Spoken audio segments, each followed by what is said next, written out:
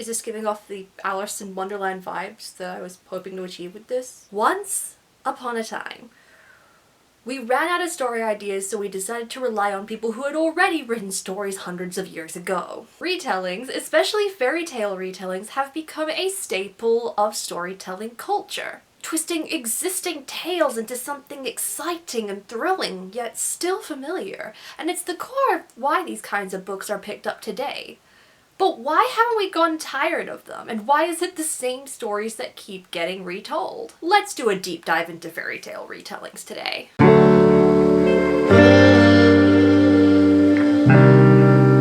First, kind of a disclaimer, this isn't a genre that I typically go out of my way to read. I am by no means the fairy tale retelling expert, but I'm still talking about them because you're going to stumble across them in one way or another without even realizing that what you're reading is a retelling. There may be a route to that for me. You know how you have phases that you cringe at?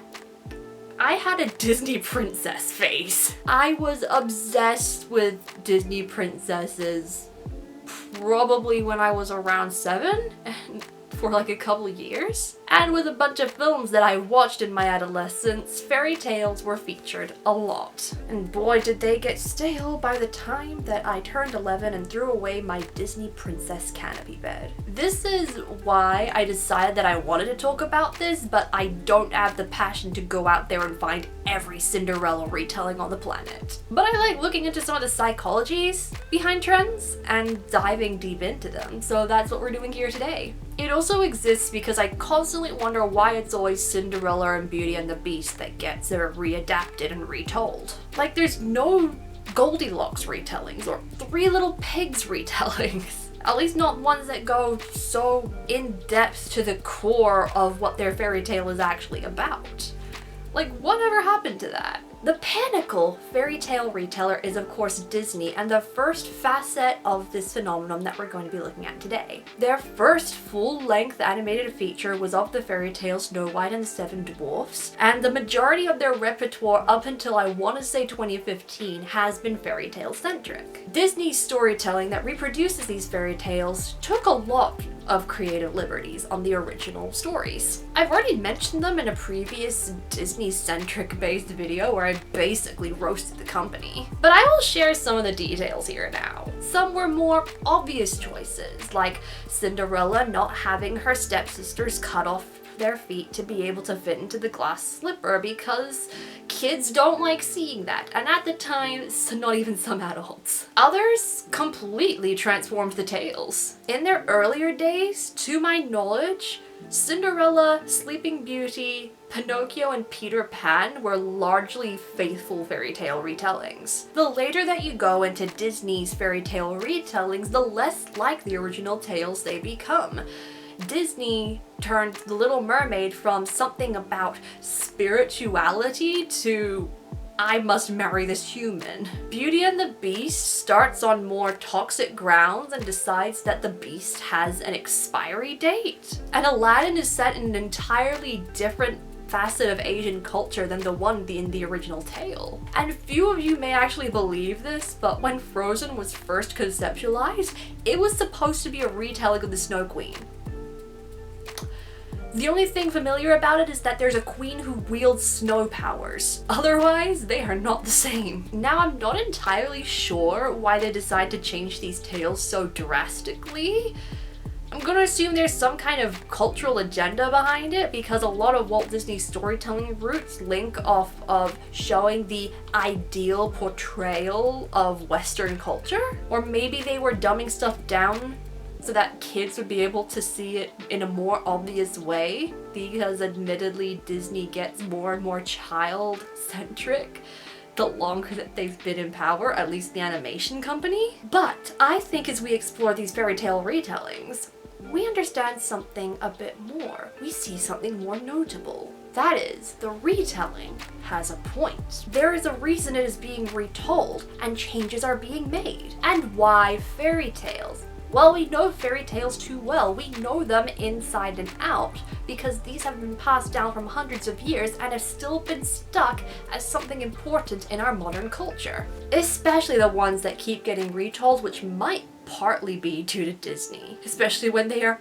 adapting their own fairy tale adaptations. These fairy tales that we know and love serve like beat sheets, like an outlining guide to be able to tell a story and messages surrounding it, using these key iconic things that we remember from these tales as a backdrop to say a larger message. Ever After, a retelling of Cinderella, made the story less magical and be able to explain the relationships with the characters better. Into the Woods took many fairy tales and combined their stories together to show that not everybody gets a happy ending. Wicked twists the tale of the Wizard of Oz to show that the villain of the Wicked Witch was misunderstood this whole time. And the backdrop of this allows our new protagonist to fight against political and authoritarian corruption. This is how you get what I call a good fairy tale. A good fairy tale retelling. Something new is added, something gets commented on, or something gets subverted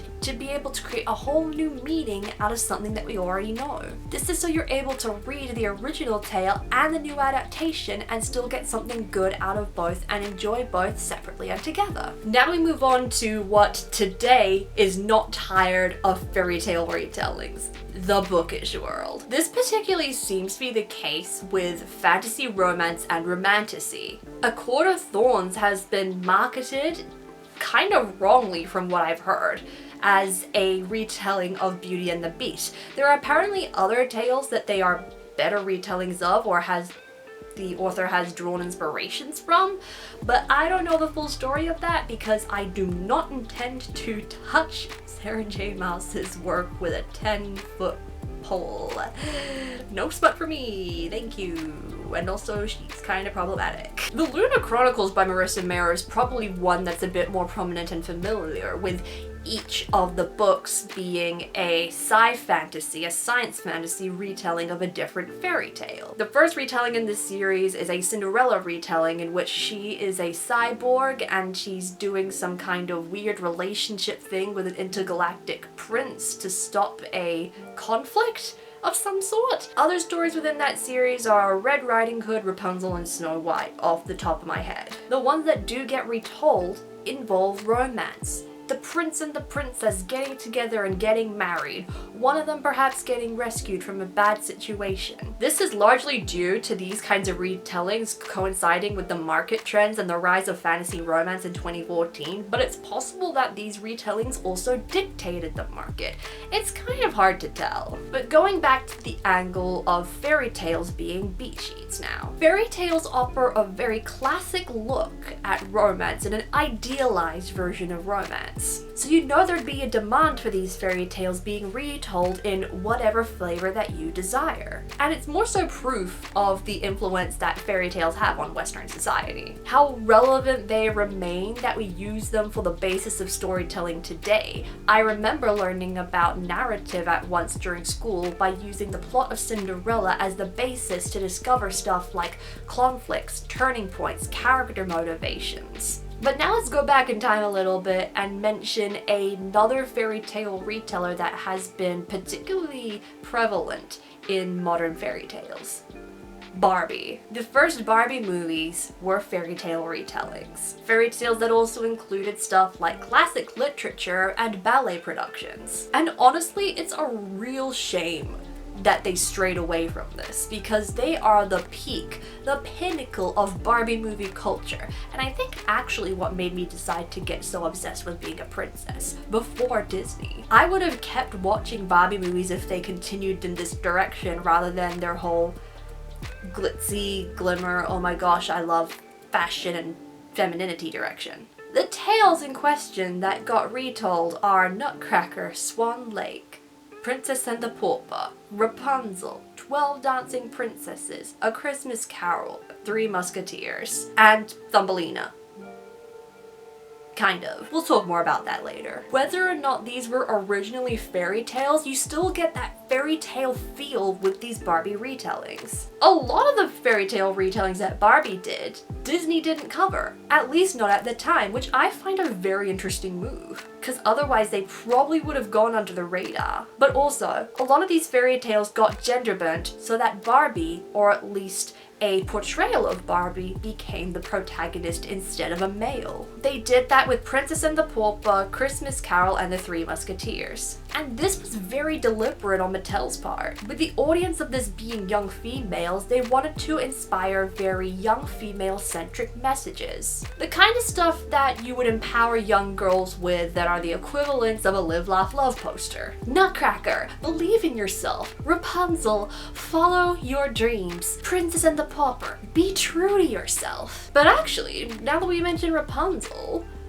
Barbie and Disney both did Rapunzel, and there's something very interesting that they did with both tales. This is where we see fairy tale retellings. What do I mean by this? We take the namesake of the tale and the original concepts, but when we actually compare the story to the original, they're not the same. The main comparison that we have of this is Rapunzel, adapted by both Disney and Barbie. Barbie's adaptation of Rapunzel came first. I once saw a video essay saying that the only thing that they had in common was that the protagonist was named Rapunzel. A lot of the stuff that is key to Rapunzel, mainly the long hair, if you remove the long hair and replace it with something else and change the name of the character, then it wouldn't be the same. You could create an absolutely original story out of the plot of Barbie's Rapunzel. Let me read out the rough synopsis of Barbie Rapunzel for you. A girl is locked by an enchantress in a mansion she must take care of when she finds an escape route to the outside world for the first time, but returns so her animal companions don't get into trouble while she's gone. The witch punishes her by turning her bedchambers into a tower without a door.